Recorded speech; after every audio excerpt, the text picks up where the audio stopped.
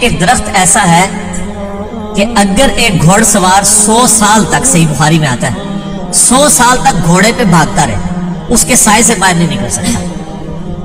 یہ جناب سائز ہے ایک درخت کا، سب ایک درخت کا، تو کائنات پھر کتنی بڑی ہے۔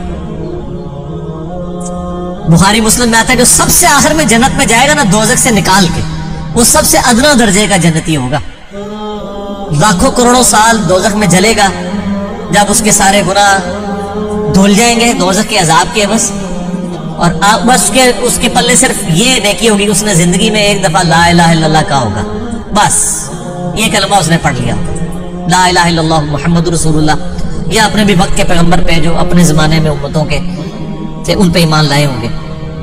تو جیسے ہی اس کو بخاری مسلم کے الفاظ ہیں، دوزخ سے نکالا جائے گا، اللہ تعالیٰ فرمائے گا ہاں بھائی تیرے لیے زمین سے 10 گنا بڑی جنت، تو کہے گا یا اللہ تو خدا کے میرے ساتھ مذاق کرتا ہے۔ تو بخاری مسلم کے الفاظ ہیں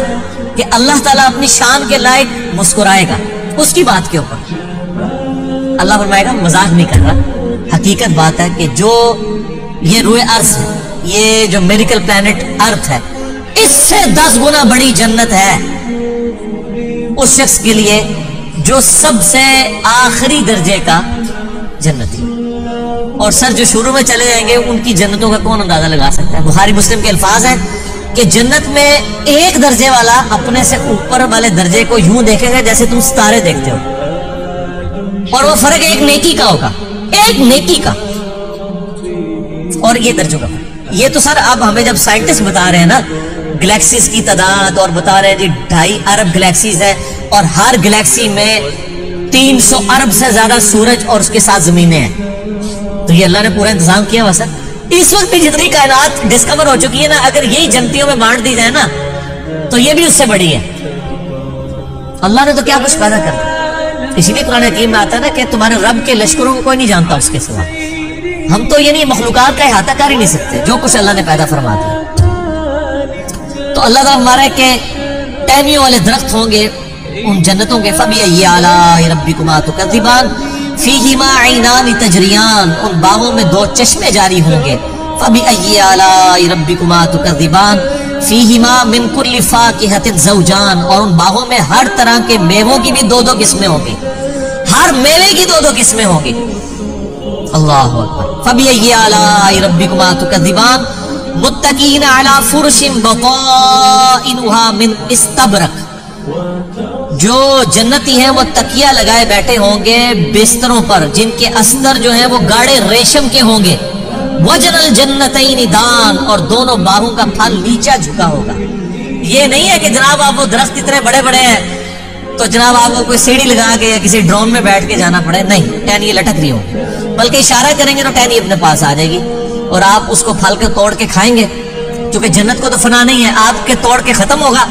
ایک اور وہاں پہ لگ جائے گا۔ جنت میں کوئی چیز ختم نہیں ہونی سر، جتنا مرضی کھاؤ پیو، ختم کوئی چیز نہیں ہونی، جو آپ کھائیں گے نا آپ، اچھا، اور آپ کو بھی تکلیف سے آزاد کر دیا، کوئی پیشاب نہیں ہے، کوئی پخانہ نہیں ہے۔ بخاری مسلم کے الفاظ ہیں ایک خوشبودار ڈکار آئے گی سب کچھ ہضم، اور کوئی قبض والا معاملہ نہیں ہوگا، کوئی پیٹ خراب ہونے والا نہیں ہوگا، وہاں اپنے آپ لذت کے لیے کھائیں گے، اور بھوک بھی نہیں ہوگی، بھوک کے بغیر بھی لذت کی وجہ سے آپ کھانا کھائیں گے، اور لذت کی وجہ سے آپ جتنا مرضی، یہاں پہ بھی لوگ بھوک کے بغیر لذت کے لیے کتنا کچھ کھا جاتے ہیں،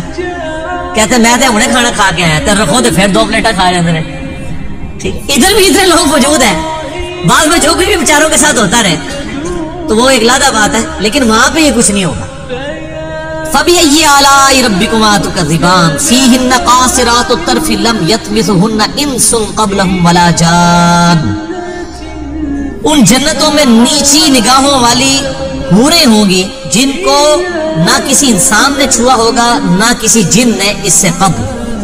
اچھا، ان آیات سے اب یہ بھی پتہ چل گیا کہ جنوں کے لیے بھی ایک جنت ہے اور انسانوں کے لیے بھی جنت ہے۔ جنوں کے لیے ظاہر ہے ان کی ریکوائرمنٹس اپنی ہیں، آپ کو پتہ ہے، صحیح بخاری میں آتا ہے، صحیح مسلم کے اندر کہ نبی علیہ السلام نے منع کیا ہے کہ آپ گوبر یا ہڈی کے ساتھ استنجا نہ کریں، کیونکہ جنوں کی خوراک ہے اس کے اندر، ہماری خوراک تو گوبر یا ہڈی کے اندر نہیں اللہ نے رکھی ہوئی ہے۔ تو جنوں کی आराइश का, उनकी जो ख्वाहिशात का सामान अलग से है, उनकी जन्नत अलग है, इंसानों की जन्नत अलग है, लेकिन उनके लिए अपनी जिन्नियां होंगी, थोड़े से थोड़ियां जिन्नियां होंगी, ठीक है। वहां लेकिन जिन्नियां नहीं होंगी, वहां पे बड़ी शरीफ किस्म की बीवियां होंगी जी। फबी अय्यि आलाइ रब्बिकुमा तुकद्दिबान कअन्नहुन्नल याकूत वल मरजान, और ये जन्नती औरतें ऐसी होंगी गोया याकूत और मरजान है। वो तो सही बुखारी में आता है कि वो यानी ऐसी ट्रांसपेरेंट हूरें होंगी कि उनकी जो पिंडलियां हैं, पिंडलियों के पीछे हड्डियों में जो गूदा है ना, वो भी ट्रांसपेरेंट नजर आ रहा होगा। यहाँ पे तो खैर इन चीजों में शायद कोई इतनी अट्रैक्शन ना हो कि कोई शीशे की कोई हूर बन के सामने आ जाए। वहां की रिक्वायरमेंट्स डिफरेंट है, वहां के लिए वहां जाके पता चलेगा। फबी अय्यि आलाइ रब्बिकुमा तुकद्दिबान हल जज़ाउल इहसान इल्लल इहसान, एहसान का बदला बजुज एहसान के क्या कुछ और भी हो सकता है? हाय हाय, ये अल्लाह ही का ही फजल है सर। इसकी इस आयत का जो सोजो गुदाज है ना, वो एक अरबी समझ सकता है। अल्लाह ताला फरमाता है कि जिसने जिंदगी मेरे लिए गुजारी, जिसने मेरे लिए दुनिया में तकलीफें उठाई, हलाल और हराम की तमीज की, रूखी सूखी खा ली, मेरे वजह से उसे दुनिया में नमाजों की मुशक्कत उठानी पड़ी, रोजों की मुशक्कत उठानी पड़ी, जिसने इतना एहसान किया है, अल्लाह पे तो नहीं किया, लेकिन अल्लाह ताला कदरदान है। अल्लाह फरमाता है जिसने इस तरह का एहसान किया हो, तो क्या उसका बदला मेरी तरफ से एहसान के अलावा कुछ और हो सकता है कि मैं भी उसके साथ वैसे ही एहसान करूं? हालांकि हमने अल्लाह पे नहीं एहसान किया हुआ, लेकिन ये अल्लाह ताला की कदर शनासी है कि वो कदर करता है इंसान। कि बताओ इस एहसान का, इस नेकोकारी का बदला क्या नेकोकारी के अलावा कुछ हो सकता है? जो तुमने नेकोकारी की तो मैं तुम्हारे साथ वही नेकोकारी करूंगा, यानी मुराद ये कि जन्नत दूंगा।